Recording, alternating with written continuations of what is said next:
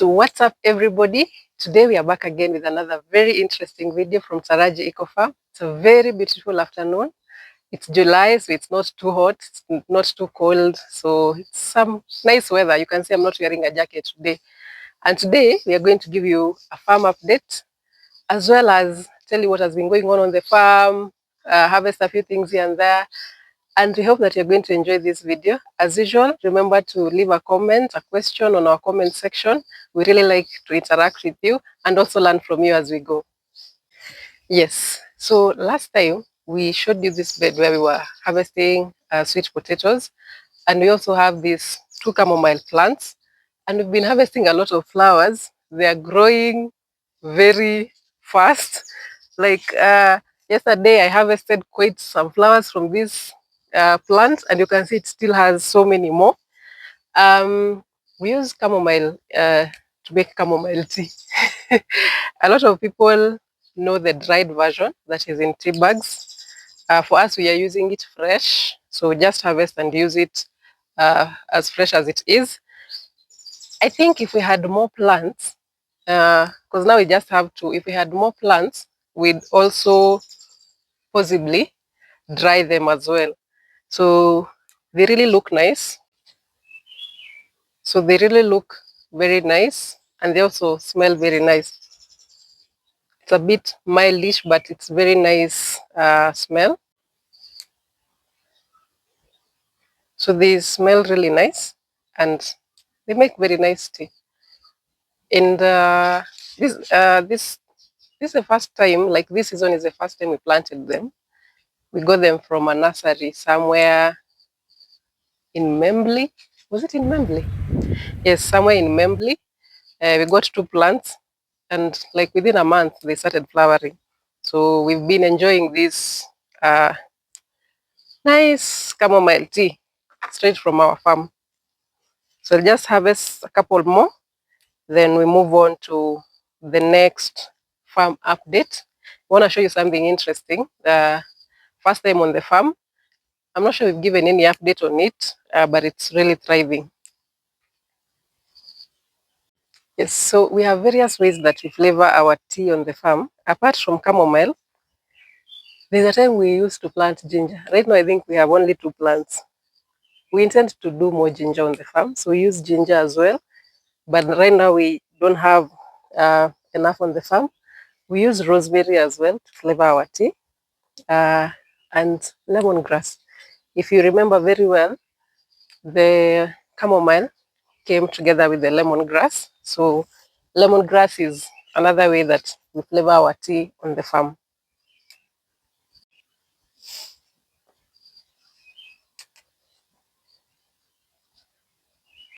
Now, so on this area, this is where we harvested our sweet potatoes. We didn't plant back the vines, so we planted some few rows of carrots. I think they're like 4 rows. They're not quite visible. They are this size. And then 1 row of beetroot. Then I transplanted about 3 rows of bulb onions. So that is what we have on this bed for now. We didn't put back the spring onions. The crops are thriving actually. It's just that they're too tiny for you to see, but they're thriving. They've been here 2 weeks or so, or less, 2 weeks or less. Yeah. So on this area, we used to have we still have a lot of collard greens and a few peas that are growing.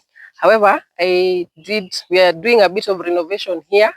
Is it called a renovation? I don't know what it's called when it's the version of the farm. So we've been doing a lot of strawberries from the 2 original plants that we had. I think right now we have probably more than 20 to 25 plants from 2 plants that we had. So you can see here we have new strawberry plants. I think 1, 2, 3, 4, 5, 6, 7. Those are 7 on the ground. As more come up, because strawberries are runners and they're producing more and more. As more come up, we'll eventually have a lot of strawberries also on this area. I'll show you the other bed that has strawberries because now it has the most plants. It has so many plants, and Our strawberries are usually very nice. They're usually very big and very nice. So who knows? Eventually, if we have so many strawberries, we can also share the joy with you. So we can sell some strawberries to you, or even some plants for you to grow in your balcony or in your garden or in your big farm. So that's the big dream. We can also share this beautiful journey with you as well. So this is another bed. One of the fruits that we've been enjoying this season, apart from strawberries, is gooseberries. Now, when we started farming about, I think we are getting to 3 years, yeah, about 3 years ago, we never used to eat gooseberries. Gooseberries, by their volunteer plants. We don't plant any gooseberries on the farm. They're volunteer plants. Only one of our kids used to eat them. But with time, we've also acquired the taste of gooseberries. They have a very, this is what they look like. They're green in color before they ripen. And then when they ripen, they tend towards brownish, is it brown or orange, whatever color that is. They tend towards that color. So we never used to eat them. I still feel that weird taste in my mouth when I eat them, but nowadays I'm trying to actually eat them. We share them with the birds. You'll find that a lot of the ripe ones, sometimes when you come, they're all wide open. These pods are wide open because the birds always feast on them as well. But um, I've seen a lot of people in the village enjoying this. I never used to understand why. I still don't. I just tried eating them and I can't stand them. So let me just eat this one.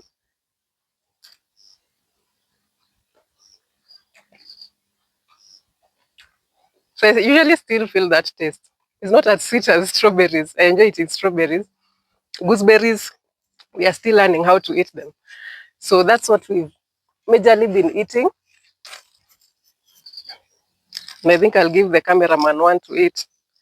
He has become a fan. You can have this one. So now, on this bed as well, we used to have a lot of collard greens, but you remember the cow incident? So I ended up uprooting a lot of them. And I put 3 rows of carrot, actually 4 rows of carrots. And then now we have these bulb onions. I think these are the biggest we have on the farm at the moment. The others are smaller. Then we have this purple lettuce. This is what we've been feeding on. And then we have some spring onions over there. So you can see a lot of crops growing on one bed. We intend to try and do some structure here. I've seen some volunteer passion fruit plants.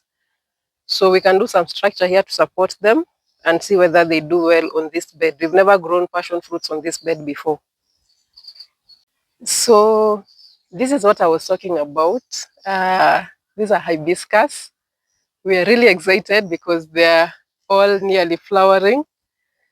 Just to tell you about this space. This space is it has really disturbed us for the last 3 years.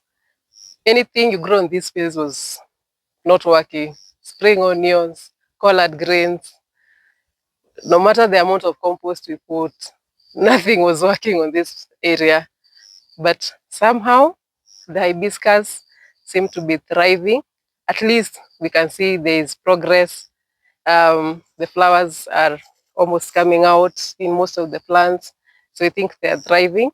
Uh, the good thing is that now we have a lot of goat manure as well. So apart from the chicken manure, we have a lot of goat manure as well. So we're using it a lot on the farm. Remember, we have now so many goats. So the amount of manure that we are collecting is insane. And that will only help to make our farm even more lively. Remember, we built this soil for the last 3 years and it can only get better. We found the place having very poor quality soil, but it's been just getting better and better and better. So here we have our groundnuts. I don't know, you can see some tiny yellow flowers. We actually planted quite a number of groundnuts. Not all of them germinated for whatever reason. So this is the biggest patch of groundnuts. We have we have 4 patches, but this is the biggest. So probably in the next 1 month or so is when we should be harvesting these groundnuts. I think they'll be less than what we harvested in the last season, given the number of plants that I can see. But still, it's very nice harvesting your own food. This will be the second time, right? This will be the second time that we'll be harvesting groundnuts from our farm. We had actually envisioned making our own peanut butter, but I don't think these groundnuts will be sufficient. So we'll still just eat them as a snack. I don't think they'll be sufficient to make any peanut butter. I am thinking probably the next time we do them, we should probably have a bed for them. Then we can just, the way we do for sweet potatoes, so that to avoid, because this area is steep, so probably a lot of them were washed by the rains because of the erosion. Yes.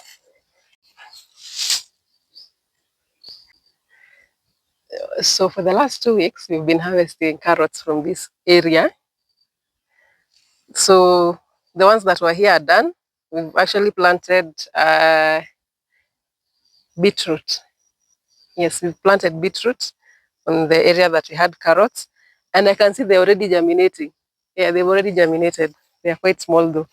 So we are now picking some more carrots. Yes, so the carrots they come in all shapes and sizes. Very long, very short and thick. So I'll get some more carrots.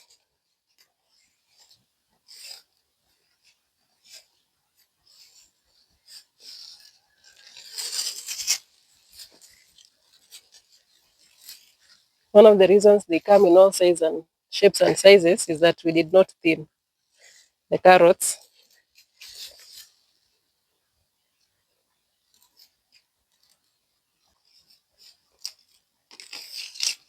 Hey, my goodness.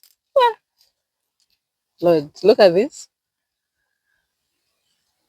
It's so big. So big. So I think these are enough for today. Of course, now these small ones go to the rabbits. And the leaves for these carrots as well will go to the rabbits. So you can see the size we've gotten from that area. Very, look, even my hand cannot fit around it. Then these are also the next ones that we'll be harvesting for the next few weeks because they're also ready. So this is the next batch that we'll be harvesting. We also have some few carrots on this bed and some on this bed. So that's how we make sure we are always harvesting something on the farm. So next, I'm going to harvest some spring onions from this bed.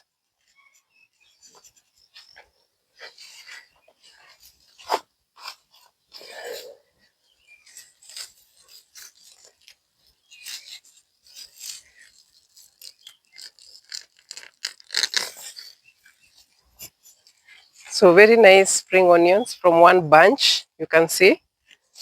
And always making sure we leave one so that next time we come, we'll get another bunch from that one. This bunch only has 3, so I got 2.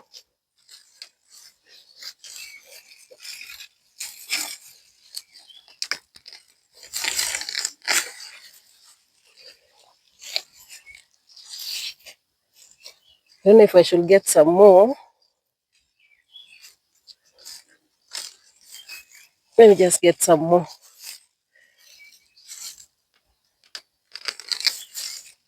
So we've gotten enough spring onions. These are the tiny carrots I was talking about. And then we have some spinach and more spring onions there. Then also, this is the bed where we need to do a bit of work here on this passion fruit structure. I don't remember the last time we got passion fruits, maybe like a month ago. not from this one, but from another plant. So I can see now we have quite some fruits. From this one, I see a lot of flowers. So we are going to be eating some nice passion fruits soon from this area. So the other exciting thing this season, these are pomegranate. One of our pomegranate plants, we have 3. You can see it's flowering. 1, 2, we have like 4 already I can see on this plant. That one already has like 3 also. The other one I can't see any yet. So we are very excited because we'll get our first pomegranate from the farm. Yes. I do remember I said that my mom had planted this pomegranate same time with us, and she already harvested her very first fruits a while back, and they were very nice. And her trees are bigger even than this one. But we can see this season we are going to get quite a number of pomegranates from these trees, and that will be very exciting. Apart from the pomegranates, we'll talk about the passion, the pomegranate, and I'm going to show you the other fruit that we are going to harvest very soon. Yes, so this is the other fruit that we are going to harvest soon from the farm. So this is the tree tomato. This is the yellow one. The red one is where we usually have the sugar cane. It's also fruiting, and this one also has so many flowers and so many fruits. I'm not sure you can see from that angle, but these are some of the fruits and tiny flowers, and we have several of those. This is the yellow one. So we are going to harvest the red and the yellow tree tomato very soon from the farm. So the other thing that we did, we finished harvesting all our maize from the other farm. So we have a lot of yellow maize that we harvested from the other sections that we had left, and it looks very beautiful. And we're actually amazed by that harvest, even though quite some maize was stolen. We can't quantify how much, but we are quite amazed by that harvest. And now, because we have goats, you can imagine we are going to be putting manure on that farm as well. So it can only get better. The harvest can only get better from the other side as well. There are other things that are going on that farm, which we'll give you an update on soon. But we also harvested peas from this area, and I'm going to show you that. But before we go there, I want to show you the strawberry plants that I was talking about. So you can see on this bed, this was our very first plant, and this was our second plant. And now we have so many plants. This is another plant, this is another one, another one, another one, another one, another one, another one. We have over 10 to 15 plants, strawberry plants. Some are very small, some are very big. And I just want to show you how they grow. So if you can come closer, as I harvest this leaf, let me harvest this leaf. Very nice. So you can see these strawberries, they're actually connected. It's because they run. This is the mother plant, and it's produced all these other strawberry plants. You can see all this. This is connected to this one.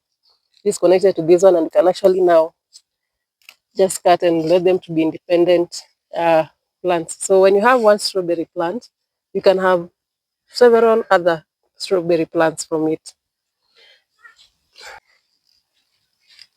So we've gotten these 2 leeks from this bed.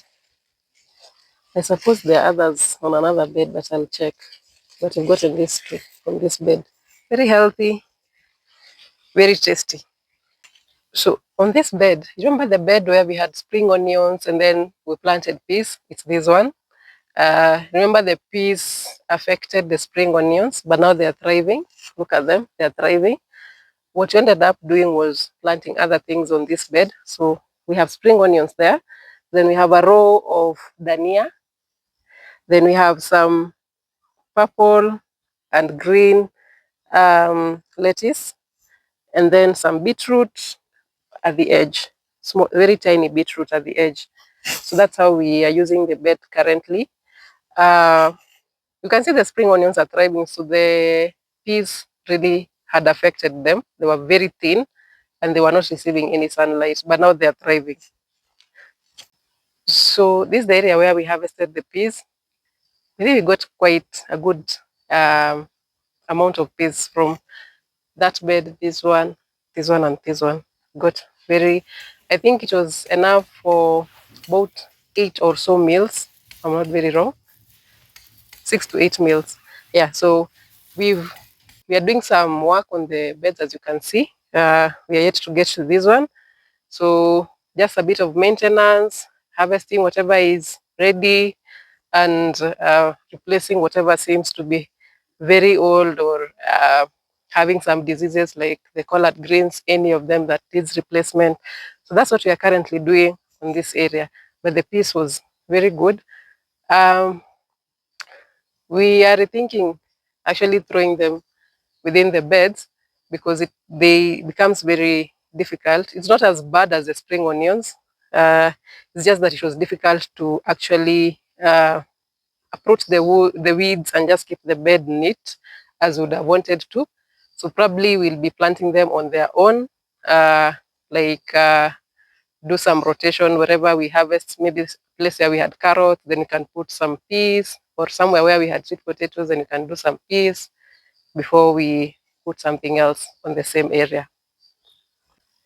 So this is another section of arrowroot that we have.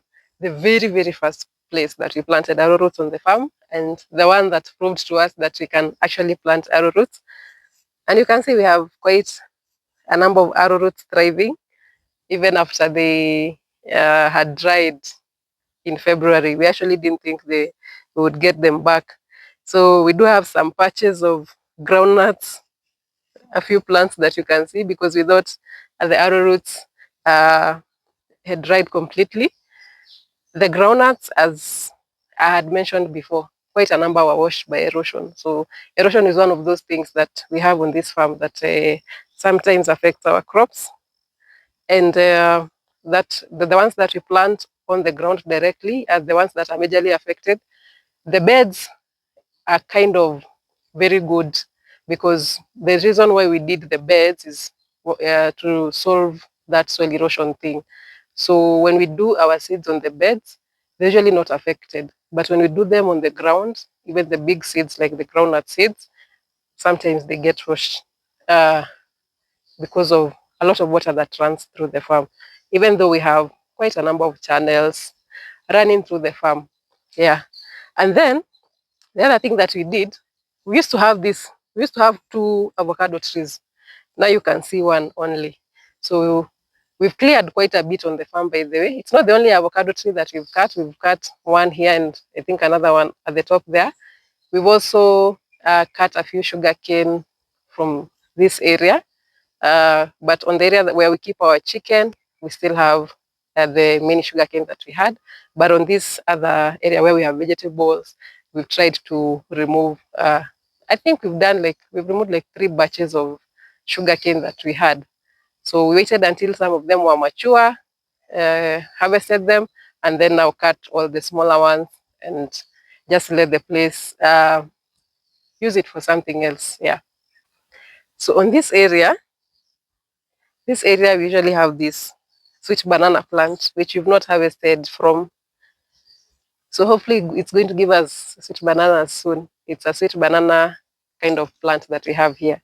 Then down here, we have mint. A lot of this mint was growing in 2 beds.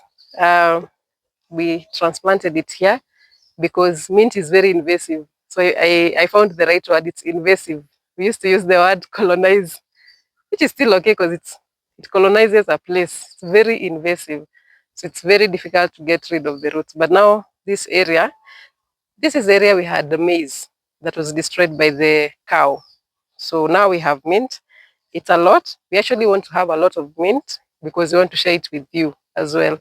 So that's why we have a lot of mint here.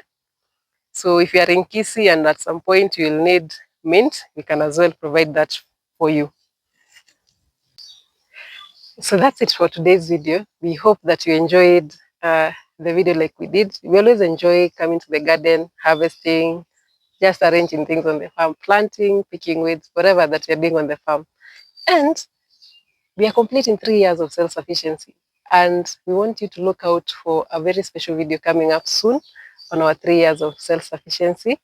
and we'll give you the details of how the journey began and where we are at, what are the future prospects, everything. So look out for that video, which is coming soon to our YouTube channel.